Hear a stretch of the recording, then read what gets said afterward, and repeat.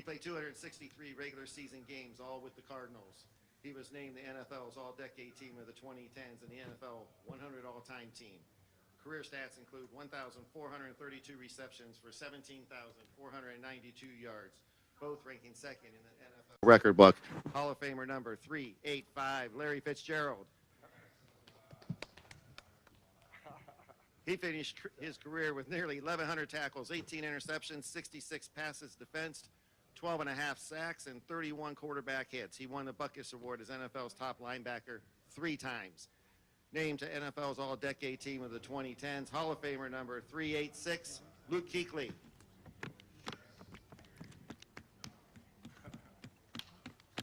All right, he holds numerous NFL kicking and scoring records, including total points and field goals made. All-time leading scorer for 2 NFL franchises, the Patriots and the Colts. Member of the NFL 100 All-Time Team and NFL All-Decade Team of the 2000s. Hall of Famer number 387, Adam Vinatieri. So you guys are about to find out what we found out over the last couple of weeks. What an awesome group of people we have up here. We know about their football careers. We just have awesome people up here on this stage today, and we appreciate all you've done for the great game of football on the field and off the field. Thank you. Thank you.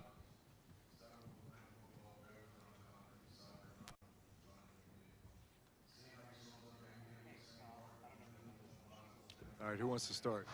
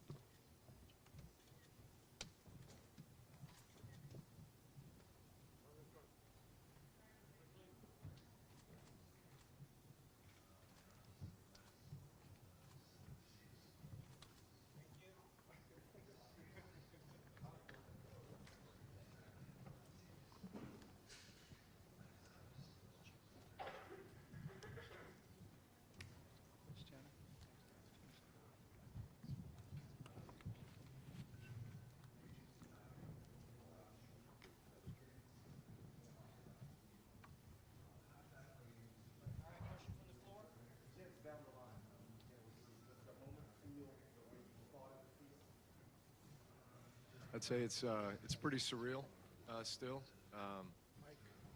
I'd say the first bit of reality was obviously the knock that came a few weeks ago, and then from there it's just been a lot of reflection. I think honestly the last couple hours have been incredible because it was our first opportunity to all see each other in the same room and talk about those knocks, talk about some of the reflections, talk about a lot of our competition together, and maybe just get a glimpse of what the next 7 months are going to look like together, and the fact that this will be memorialized forever. What an elite club that we're a part of. What a respect and a reverence that we have for this game and the opportunity to have played this game. It was an absolute privilege, and still pretty surreal though, I would say. I would say it just continues to get better. Drew mentioned getting in the room with the guys and being able to talk about, our experiences and it's all the things that we've gone through over the years playing ball. And then, one of the coolest moments is on that stage with all the rest of the Hall of Famers coming up there and guys that you've admired and tried to model your career after, being able to spend time with them up there. And that moment was I think it kind of crystallized it for me. kind of echo what Larry said. It's just, you get up on the stage and it's Drew and it's Larry and it's Adam and it's Roger, and then when those guys come up on stage at the end is really cool. And I just remember my first NFL honors was 2012, and you get to see that class come out and how cool that was. And then all the Hall of Famers came up, and it was Barry Sanders came up, and Anthony Munoz. I grew up in Cincinnati, and to see those guys come up and say welcome is a really cool thing. And I think the biggest thing is, you look around in that crowd and you see guys that you played with, the guys that you played against, you see coaches, and you're just so fortunate to have been part of good teams, great organizations. And I think that's a big part of why we're all up here, is we had great teammates. Drew had great receivers. He had great coaches. Larry, Kurt Warner came up, a guy that threw a lot of passes to Larry. All the specialists that Adam played with, from the long snappers to the holders. The reason that we're up here is because we had great teams, we had great teammates, and we had great coaches that highlighted what we did really well. And I think without them, we're not in the same position. No, yeah, I can't say anything that these gentlemen didn't already say. It felt very surreal walking up there on stage. I think I was more nervous just walking out there. I think I said to Luke, I was like, I don't know why I'm nervous walking out here right now. But, yeah, from the knock on the door with the anticipation and hoping that you got the knock and not the phone call, yeah, it was unbelievable. And you just think back to all the years and all the teammates and coaches and owners and players and just the people that touched your life all the way through, that helped you along the way, all the way from being a young child to the day that you took your helmet and your pads off, for me. So yeah, it was wild seeing the other Hall of Famers up there that came up and congratulated us to the crew. That was pretty an awesome moment.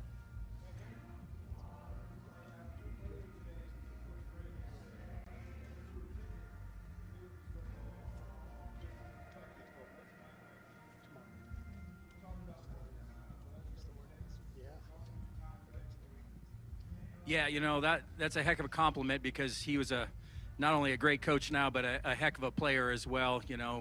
On the team, we won a couple of championships along the way, and just to be able to step up on the stage and be recognized as, with these guys, just to say you did it a long time and you did a pretty good job and got to put a couple exclamations on a couple of games was a wonderful experience for me. But yeah, those 10 years in New England, there was nothing like it.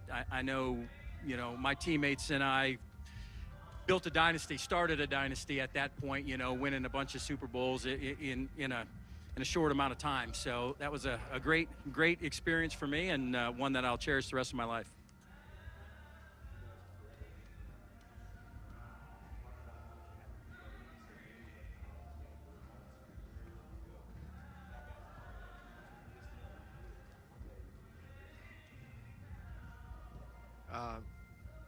I'll start. I mean, I honestly, I look at these three and the opportunity that we all had to play against each other, unfortunately, on so many occasions. And I think very early on, you recognize that there was just something unique and special about each of these guys.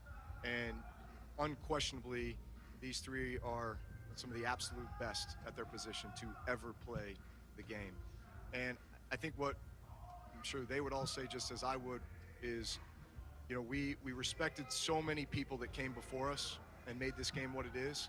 We looked up and were inspired by so many of those people. We tried to model our game after those people. At the end of the day, we also tried to make our own mark and hopefully leave this game better than when we found it. And so that this game just continues to progress and become, the greatest game, in this country, and something that, families and communities get together to watch each and every Sunday. And again, we'll always have a love and a passion for the game that we'll never leave. But I would say my only regret is I didn't get to play with this guy. I think my first Pro Bowl touchdown was to Larry.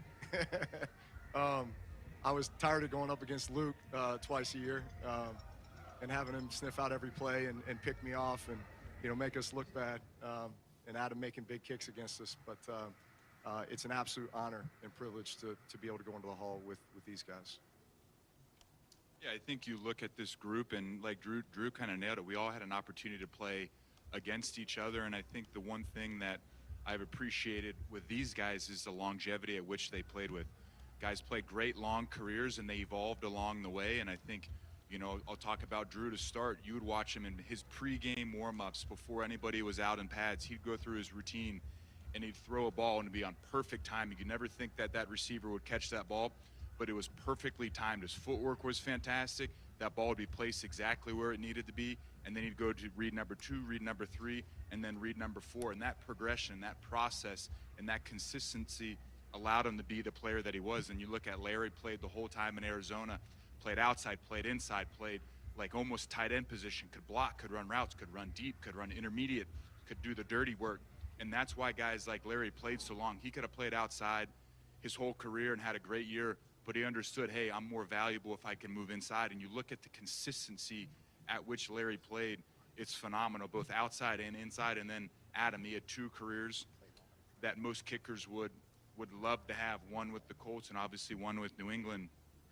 And just the longevity that these guys played with and the consistency and how they went about their business was awesome. But I think the most important thing when you talk about guys in the NFL, there's a lot of really good football players. There's a lot of guys that are super talented, but I think the guys that appreciate the game the most would say, I enjoy being a good teammate. And I can say that about Adam. I played with guys that played with Adam. I played with guys that played with Larry, and same thing with Drew. They all say the same thing. Great players, obviously, phenomenal teammates, and I think that's something that these guys take a ton of pride in. Well, I'll go next. Yeah, you know, I remember when we play against guys like this, it was always, you know, how are we going to – they're a problem, right? They're going to be a problem, you know, in a good way, right? How do we stop these guys from wrecking the game? And, I mean, all 3 of these gentlemen up here, and obviously Roger, too, I mean, he was a problem when he played, too, I'm sure, right? I mean, it just to be, you know, and then to be able to share the field with them. I remember, you know, toward the end of my career, I'm begging these guys, hey man, let's swap jerseys because I want your jersey on my wall, right? You know, I mean, that was one of the things for me. I'm just a South Dakota kid, right? I never thought I'd play very long. I never thought I'd get, you know, to whatever. So at this point right now, I pinch myself just thinking that I'm sitting up here with some of the greatest men to ever put a football uniform on, and to be in the same class, to be bound to these guys for the rest of my life it's really, really humbling for me. Yeah, hold on.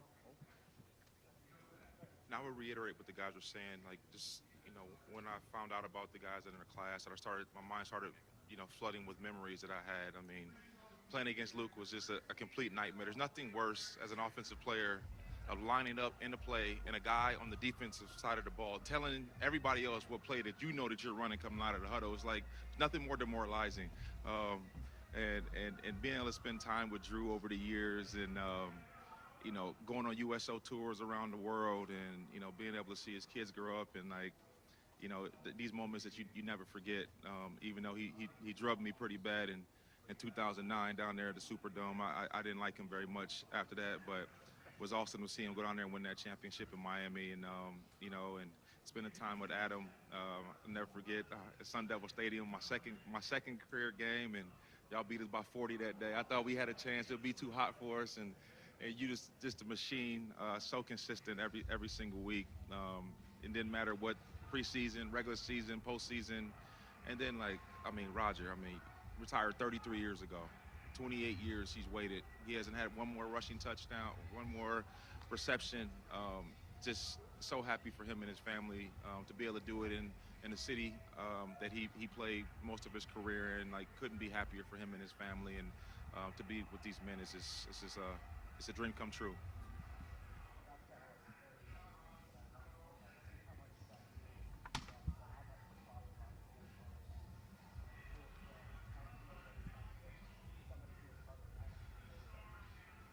Well, I mean, I think we all grew up watching football, and if you were a fan, the 49ers were the cat's meow. I mean, you think about, you know, Brett Jones, and you think about, you know, Dwight Clark, and you think about Tom Rathman and Joe Montana, Steve Young, Jerry Rice, John Taylor, Charles Hay. I mean, they just had some of those unbelievable teams and those battles they had against the Cowboys and the Giants, and just how physical they were, and to seeing just how dynamic Roger was from the backfield, carrying the football. And then you think about the next iteration, you know, Marshall Faulk kind of played the same way. Now you see Christian McCaffrey here in San Francisco doing some of those same amazing things, carrying the football, running the football. And so, like, it's so cool to be able to see him honored the way he's been. be able to have our bus next to each other for eternity.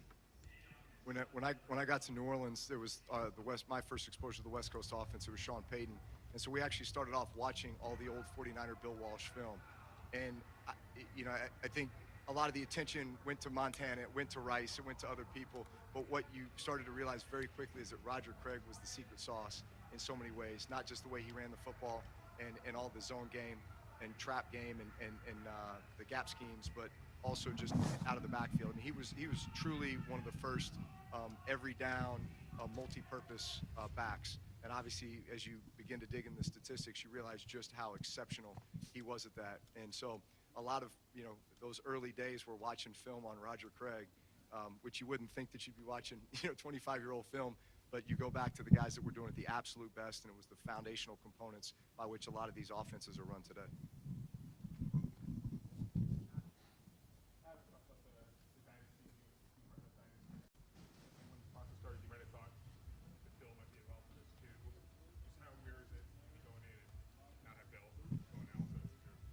Well, obviously his stats speak for themselves. He's a great coach. Probably one of my favorite coaches to play for, because you knew he was going to have a great game plan and he was going to get guys ready to play. So, I saw his name on the list early. I assumed, thought maybe he'd have a real good chance of being up here as well. The people that vote made their votes, but I think he'll be up here eventually. I would assume.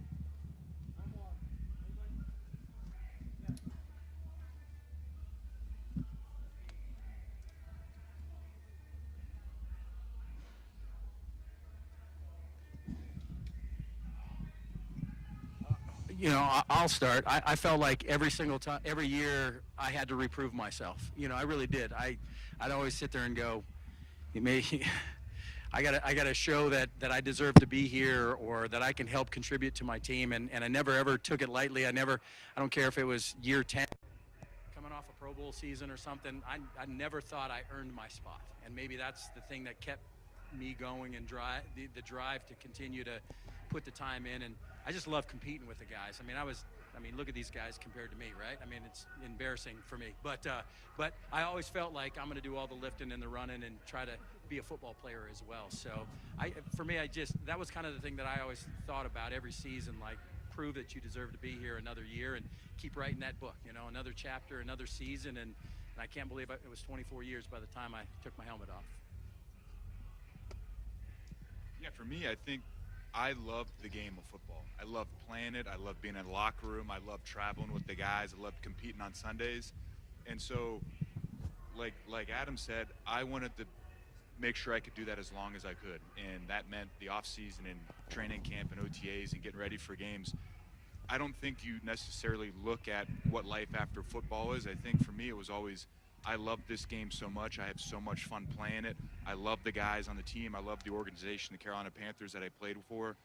And I want to do everything that I could, that I was the guy come first game of the year to walk out and play linebacker. And that was kind of always my mission, is I loved the game and I wanted to do everything I could to ensure my spot that next year to go out there and play. I would say this, you never set out saying, I want to have a Hall of Fame career. You think about just, making the team and, getting better every single year and trying to contribute. And that's kind of the mindset that you have to have, no matter if it's year 1, year 17. It's a mentality of improvement. And I think that, being around great players, I had the great fortune of being around Emmitt Smith as a rookie and having Kurt Warner as a second-year pro, and seeing the way they went about their business every day. They never, put their resumes up and said, hey, look, I'm not going to practice today because of whatever. They always set a wonderful example for me. And so just trying to model myself after wonderful leaders like that, always kind of set me on a great trajectory. But to think about being in this position with these men, it's not something you could ever conjure up and imagine. It's a surreal feeling to be up here on this stage. I would agree. Everything they said, you don't set out with that goal necessarily in mind. You're just trying to prove yourself each and every day, be the greatest teammate that you can be. I think at some point, though, I don't know, for me personally, you're 15, 16, you recognize that the numbers are stacking up. But then I think the mindset switches more to just a personal responsibility that, you have the opportunity every time you step in to continue to set the example, set the bar, set the standard, and adhere to that and hold everybody accountable to that, including yourself, first and foremost yourself. And that becomes really powerful because now every young person who walks in the locker room sees what the preparation should look like, and the attention to detail and just how you're going to carry yourself as a member of the team and as a leader of the team. So I would say that it did shift a little bit for me in that way.